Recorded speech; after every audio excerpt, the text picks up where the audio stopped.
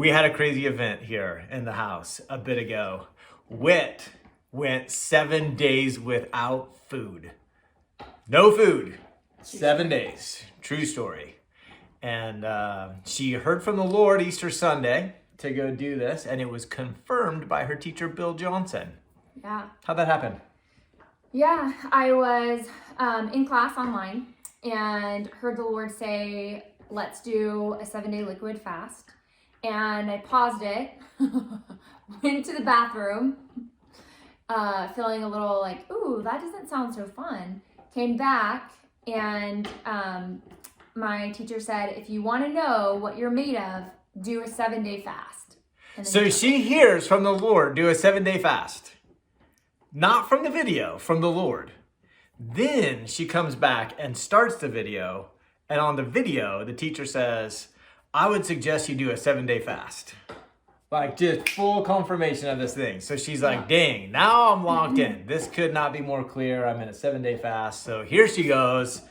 7 days, no food. Yep. How'd that go for you?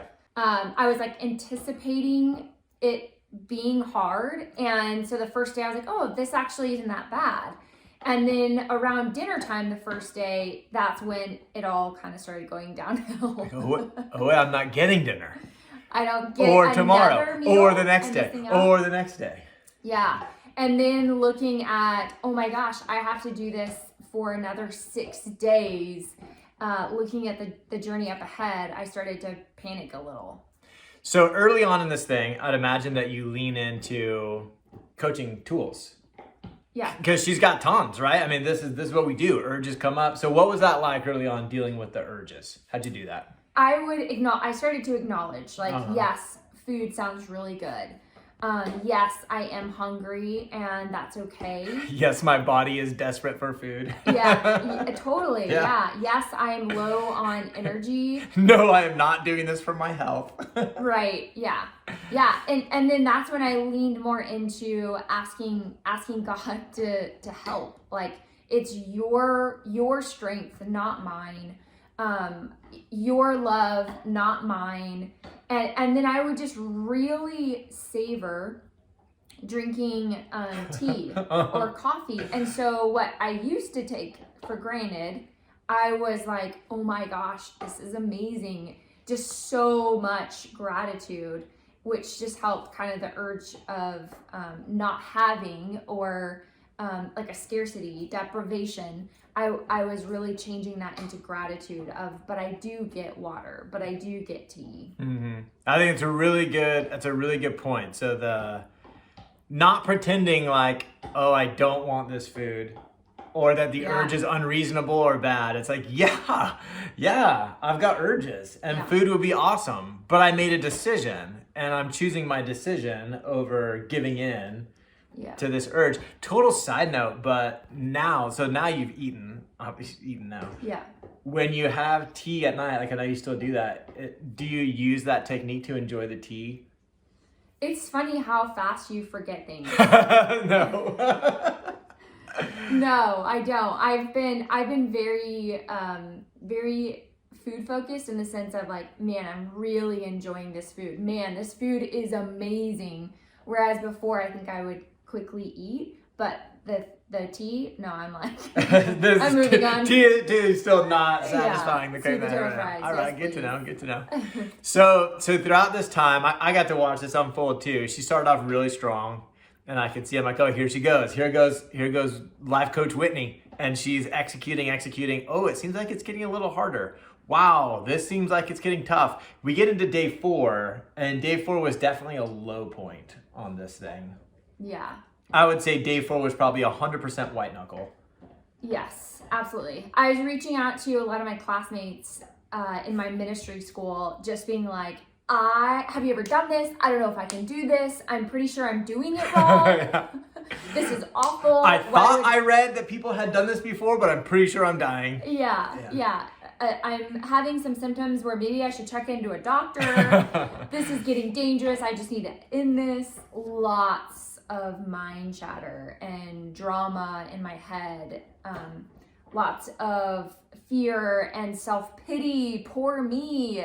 I haven't been able to eat. Don't eat around me. Just lots of really victim. Did you feel that negativity? Only then. Uh-huh. Yeah, to be honest, I know that you were dealing with it throughout the entire time because I've missed a meal. I like a 1 meal fast already makes me uncomfortable.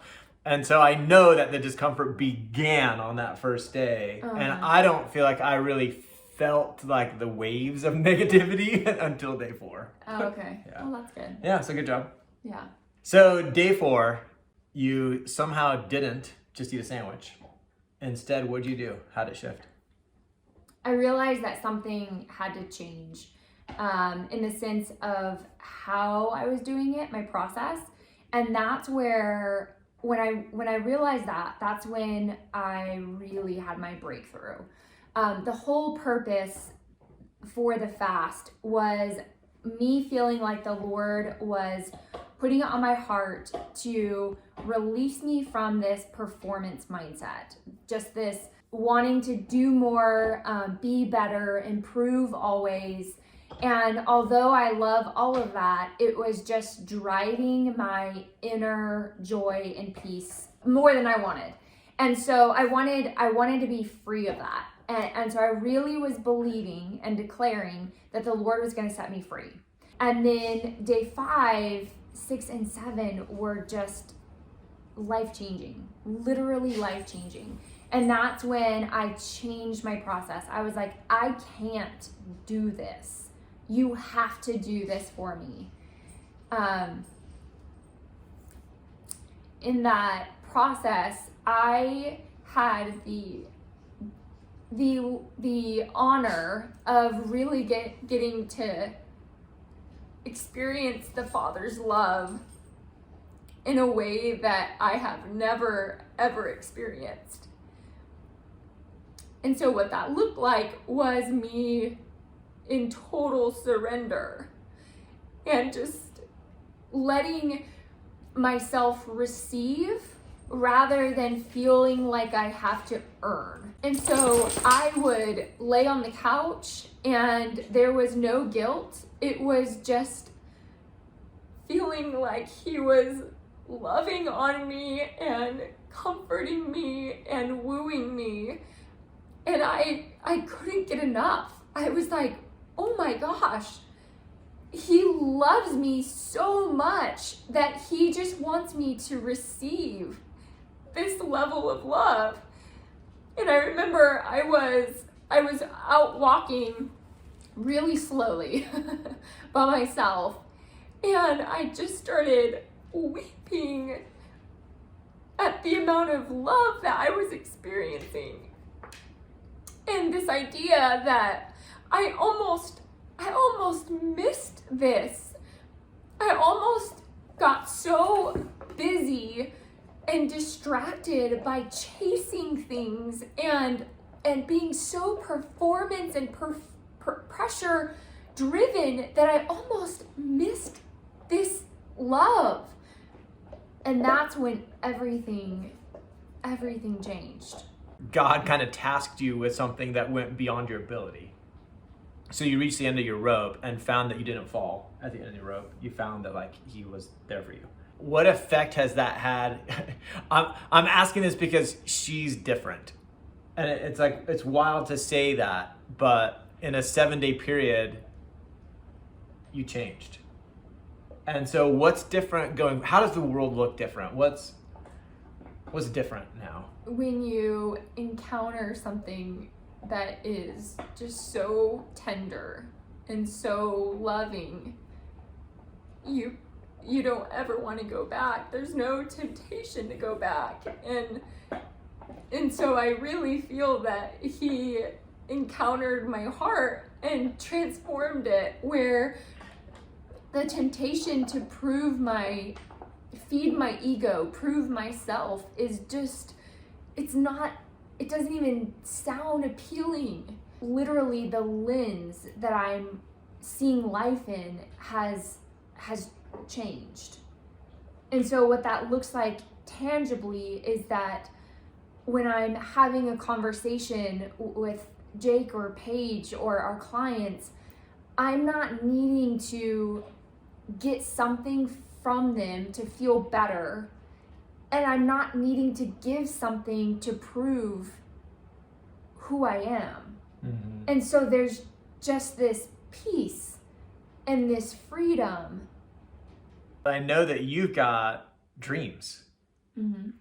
And so if you take a look at the two different people, one person's like, I'll check all the boxes on the way to my dream.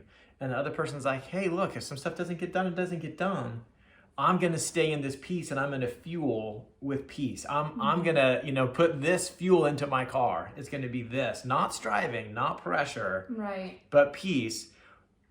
What's your confidence level about reaching those dreams? Oh, 100%. 100%. Yeah. Yeah. That's what's wild, because I think there's a fear in all of us that if we let our foot off the gas, if we don't hold ourselves there, then what are we doing? Ultimately giving up our dreams. Mm-hmm. You've had the experience of surrender, and you're like, oh, my dreams are guaranteed now. Mm-hmm. What a shift.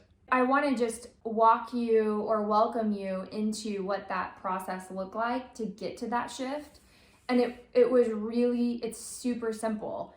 It was sitting still, meditating, either by guided meditations that Jake and I do, or listening to like classical music. And it was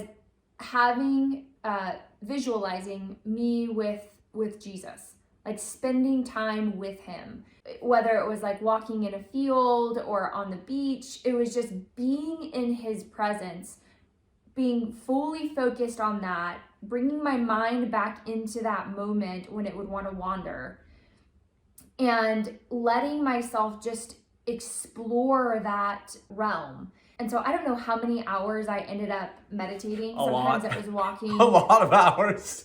Sometimes it was sitting. And so I don't do that now that I'm fasting as much, but I still am going back into that place regularly. And it's something that I feel like I tap into much faster that I've had that encounter. So for that week, the business tasks fell a bit more on my shoulders, and Whit was kind of doing her thing. And then it was now the Monday after the fast, after the 7 days. And she's like, okay, now I'm back, the teammate's back, and here I'm going to take on the responsibilities. And all of a sudden she wasn't there. And I'm like, hey, where are you? What happened with that? Yeah, I felt him calling me into more intimacy. And so I said yes. There's nothing better in life than spending that quality of time with the Lord. And I know it makes me a better wife and stepmom and coach and businesswoman. And so even though my brain was saying, Whitney, let's get back to work, I knew inside that this was the best thing that I could do because he was calling me into it. Yeah, I would agree. Amazing. I think it's one of those things where she's thinking like, oh man, Jake's doing all this work and I'm just hanging out in the meditation room. And I'm like, man, I reap the benefits of this because she had all this breakthrough. She's got all this intimacy. She's got all this wisdom, peace, connection that's coming into our relationship. I didn't have to fast. All I was doing was making Facebook posts and doing like the super easy stuff.